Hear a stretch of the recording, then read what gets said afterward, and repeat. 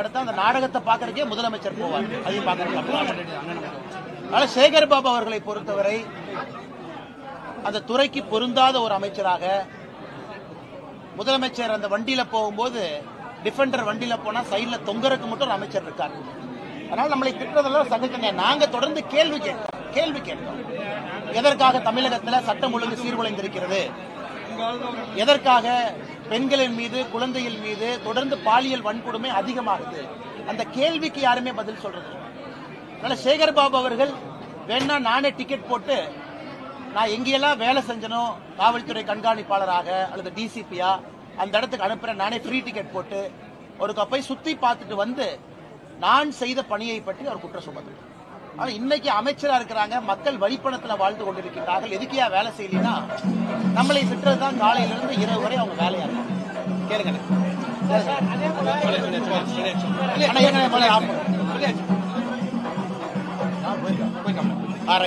Super. கேளுங்க.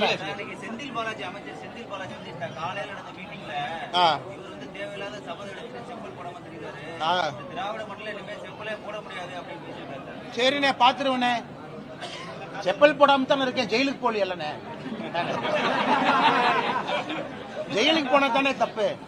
மக்களுடைய பணத்தை தின்னுட்டு வேலை வாங்கி தரான்னு ஏமாத்திட்டு அதே துறைக்கு அமைச்சரா வந்து உட்கார்ந்துகிட்டு உச்ச நீதிமன்றமே அமைச்சரா தொடர வேண்டுமான்னு கேட்கிறாங்க.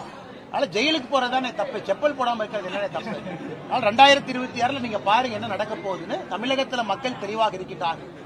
திராவிட முன்னேற்ற கழகத்துக்கு முடிவுரை எழுதிட்டாங்க. அதனாலதான் முதலமைச்சர் அவர்கள் எதுவுமே செய்யாம ரிவ்யூ மீட்டிங்லாம் வைக்கிறது இல்ல. மேடையை போட்டு பிரதமரை திட்டுறதுக்கு தான் மீட்டிங். மேடையை போட்டு பிஜேபியை திட்டுறதுதான் திமுகவுடைய வேலை. மக்களை போய் பார்க்கலாமே. மக்கள்கிட்ட இவ்வளவு பிரச்சனை இருக்கே, திமுக காரங்க ஏன் கீழே வர மாட்டாங்க? மேடையை போட்டு பாரதிய ஜனதா கட்சியை திட்டுவது மட்டுமே முழு நேர வேலையா திமுக வச்சிருக்கிறாங்க. அதனாலதான் சட்டம் ஒழுங்கில் இருந்து எல்லாம் தமிழகத்துல சந்திச்சிருக்குது. அனைத்து கட்சி கூட்டத்தை 5ஆம் தேதி கூட்டியிருக்காங்க. அதற்கு உங்களுக்கு அழைப்புதல் வந்திருக்கிறதாக நீங்க தெரிவிச்சிருக்கீங்க. ஆமாங்க ஐயா. அதுக்கு எழுத்துப்பூர்வமாக பதில் கொடுத்திருக்கீங்க. ஆமாங்க ஐயா. எழுத்துப்பூர்வமாக கொடுப்பதற்கு பதிலாக அனைத்து கட்சி கூட்டங்களையும் நேருக்கு நேர் சந்தித்து உங்களுடைய கருத்துக்களை தெரிவிக்க. ஐயா, நேருக்கு நேர் போலாங்க ஐயா. இப்ப கல்யாணத்துக்கு என்னை கூப்பிட்டு இருக்கிறீங்க. இந்த கல்யாண மேடையில் இருக்கிறோம். முறைப்படி இவங்க தான் மாப்பிள்ள இவங்க தான் பொண்ணுன்னு தெரிஞ்சதுக்கு அப்புறம் கல்யாணத்துக்கு வர்றேன். அனைத்து கட்சி கூட்டம் எது கூப்பிடுறாங்கன்னு தெரியாம எப்படிங்க ஐயா போறது? அங்க தொகுதி மறுசீரமைப்புக்கும் அதுக்கு எந்த சம்பந்தம் இல்லைங்க ஐயா. தொகுதி மறுசீரமைப்பு நடக்கும் பொழுது தமிழகத்திற்கு எந்த விதமான பாதிப்பும் வராது. அது எப்ப வருதோ வரட்டும். அது 2026 வருதா 29 வருதா மறுசீரமைப்பு. நம்ம தெல்ல தெளிவா சொல்லியிருக்கோம். விகிதாச்சார அடிப்படை பிரதமர் அவங்க சொல்லிட்டாங்க, உள்துறை அமைச்சர் சொல்லிட்டாங்க. இப்ப அனைத்து கட்சி கூட்டம் நாளை காலையில சட்டம் ஒழுங்குக்காக கூப்பிட்டோம். நாங்க போய் அறிவாலய வாசல்ல இருந்து உள்ள போறோம் செக்ரட்டரியேட்டுக்கு. நாளைக்கு காலையில பெண்களுக்கு எதிரான பாலியல் வன்கொடுமை எப்படி குறைக்கிறது அனைத்து கட்சி கூட்டம் நாங்க போறோம். ஏன்னா ஒரு திருமணத்துக்கு அழைச்சாலும் கூட எதுக்கு போகணும்னு தெரிஞ்சு போனா தான் அந்த நிகழ்வு சிறப்பா இருக்கும். 45 கட்சிகளை கூப்பிட்டுருக்காங்க. முதலமைச்சருக்கே தெரியாது. இப்ப 848 சீட்டு வரப்போகுது. தமிழ்நாட்டுக்கு வந்து 12 சீட்டு அதுல குறையுங்கிறார். அப்படி இருக்கும்போது எப்படி சொல்றாரு? நாங்க சொன்னோமா? சொல்லல. மத்திய அரசுடைய அதிகாரிகள் தகவல் கொடுத்தாங்களா? இல்லைங்கன்னா. இல்ல முதலமைச்சர்கிட்ட சீக்ரெட் டாக்குமெண்ட் இருக்கு, அதுவும் இல்ல. அதனால முதலமைச்சர் அவர்கள் எந்த ஆதாரத்தின் அடிப்படையில் தொகுதி மறுசீரமைப்பு வரும் பொழுது தமிழகத்திற்கு பாராளுமன்ற உறுப்பினர்கள் குறையும் எப்படி சொல்றாங்க? குறையாதுன்னு ஆளுங்கட்சி நாங்க சொல்றோம், குறையாதுன்னு உள்துறை அமைச்சர் சொல்றோம், குறையாதுன்னு பிரதமர் சொல்றாங்க. அதை விட முதலமைச்சருடைய வார்த்தைக்கு நம்பிக்கை அதிகமான பார்லிமெண்ட்ல முடிவெடுக்கக்கூடியவங்க நம்ம கட்சிங்க, ஆளுங்கட்சி பாஜக. தொகுதி மறுசீரமைப்பு எப்ப வரும் பொழுதோ அந்த குழு போட்டு அதற்கு நல்ல ஒரு முடிவை எடுக்க வேண்டியதும் பாரதிய ஜனதா கட்சி, தேசிய ஜனநாயக கூட்டணி. நாங்க இல்லைன்னு சொன்னதுக்கு அப்புறம் முதலமைச்சருக்கு எந்த அதிகாரமும் இல்லாதவர் சென்னையில் உட்கார்ந்து இல்ல குறையும்னா எப்படி அந்த கூட்டத்துக்கு போறதுங்க? அதனாலதான் தெளிவா பதில் கடிதம் எழுதியிருக்கோம். நாங்க எழுதின கடிதத்தையே ப்ரூஃபா வச்சுக்கங்க. விகிதாச்சார அடிப்படையில் ப்ரோரேட்டா பேசிஸ்ல ஒரு தொகுதி கூட குறையாம எல்லா மாநிலத்திற்கும் சம வாய்ப்பு இருக்கும். ஆமாங்க ஐயா, ஆமாங்க ஐயா. நீங்களே நியாயமா சொல்லுங்க ஐயா. ஓராண்டுக்கு முன்பு ஒரே நாடு ஒரே தேர்தல் அரசியல் பண்ணாங்களா? நம்ம ஒரே நாடு ஒரே தேர்தல் எப்ப வருதுன்னு பாராளுமன்றத்தில் சொன்ன பிறகு தப்பு சுப்புன்னு இருக்காங்க. இவர்களுக்கு மக்கள் விஷயத்தை பத்தி பேசுவதற்கு நேரம் இல்லை. இவர்களுக்கு அரசியல் பண்ணு. ஒரே நாடு ஒரே தேர்தல் முடிஞ்சு போச்சா? அடுத்தது தொகுதி மறுசீரமைப்பு. இது முடிஞ்சுதா? இன்னும் 6 மாசம் கழிச்சு சுற்றுச்சூழல் ஏதாச்சும் தூக்குவாங்க. ஆனால் மக்கள் பிரச்சனையை தீர்க்கறதுக்கு கூட்டம் கூப்பிட்டுங்க ஐயா. சம்பந்தமே இல்லாத பிரச்சனை, நம்ம சொல்லாத ஒரு பிரச்சனை, நாம் சொல்வதற்கு நேர் எதிரான கருத்து இருக்கக்கூடிய முதலமைச்சர் தொகுதி மறுசீரமைப்பு பத்தி சொல்றதெல்லாம் பொய்யுங்க ஐயா. அந்த கூட்டத்துக்கு எதுக்கு ஐயா போனோம்? நீங்களே சொல்லுங்க. இலங்கை கடற்படையால் தமிழக மீனவர்கள் படகுகளை வரைக்கும் மீட்க வேண்டும். அதனால 3வது நாட்கள் உண்ணாவிரத போராட்டத்தில் ஈடுபட்டிருக்காங்க. இப்ப நாம நம்முடைய மீனவ சொந்தங்களை சந்திக்க இருக்கிறோம். நம்முடைய வெளியுறவுத்துறை அமைச்சர் ஐயா ஜெய்சங்கர் அவர்கள் 10ஆம் தேதிக்கு பிறகு நேரம் கொடுத்திருக்காங்க டெல்லியில. 10ஆம் தேதியிலிருந்து 15ஆம் தேதிக்குள்ள அண்ணன் கருப்பு முருகானந்தம் அவர்கள் நாகை, ராமநாதபுரம், புதுச்சேரி, காரைக்கால் இந்த பகுதியினுடைய மீனவ தலைவர்களை கூட்டிட்டு போறோங்க. இதுல நாம 2 விஷயத்தை தொடர்ந்து வைக்க போறோம். ஒன்று, இலங்கையினுடைய புது அதிபர் வந்த பிறகு கைதுகள் அதிகமாகிருக்கு. நீங்க மன்னார் பக்கம் போறீங்க, இந்த பக்கம் போனா பிடிக்கிறாங்க. கன்னியாகுமரி பக்கம் போறனாலும் இன்டர்நேஷனல் பார்டர் பக்கம் போனா பிடிக்கிறாங்க. அதுவும் கடுமையான அங்க பெயில் கண்டிஷனை கடுமை பண்ணிருக்காங்க.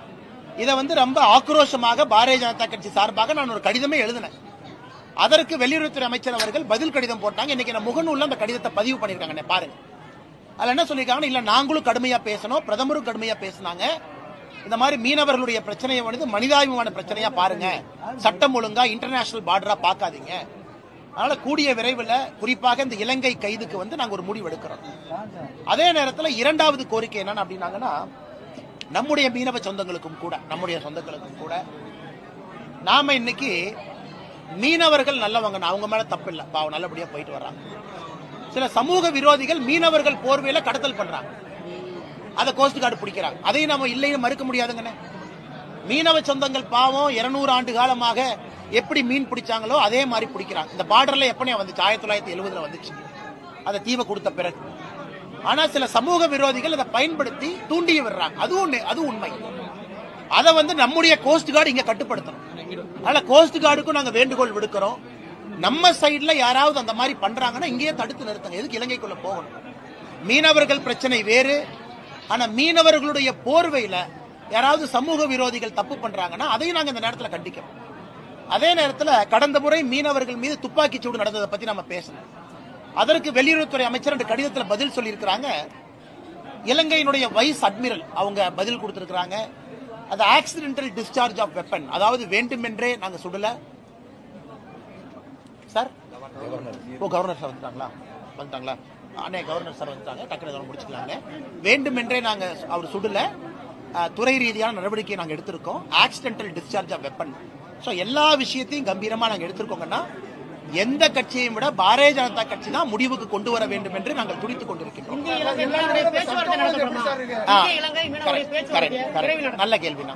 இன்னைக்கு அந்த கடிதம் சமூக வலைதளத்துல பதிவுல பாத்தீங்கன்னா அமைச்சர் சொல்லியிருப்பாங்க, கடைசியா ஜாயிண்ட் ஒர்க்கிங் குரூப் இந்தியா இலங்கை, இங்க 2 அமைச்சர்கள் மீனவர்கள் பேச்சுவார்த்தை 2020 அக்டோபர்ல நடந்துச்சு.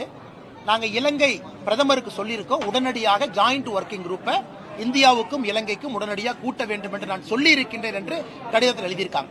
அதனால விரைவில் அந்த ஜாயிண்ட் ஒர்க்கிங் குரூப் கூட்டுவதற்கும் வாய்ப்பு இருக்குங்க. முன்னாள் அமைச்சர் ஜெயக்குமார் கூட உங்களை காலையில விமர்சிச்சிருக்காரு. நீங்களே அது என்னன்னே புதுசா இருக்குது, காலையில இருந்து நைட் வரைக்கும் என்னன்னே நானு நீங்களே இருமொழி கொள்கையை படிச்சவங்க முன்மொழிக்கு எதிராக கருத்து சொல்றத பத்தி அவர் விமர்சிக்கிறாங்க. அப்படியானே? அண்ணே, நான் படித்த பள்ளியில 3 மொழி இருந்துச்சுங்க.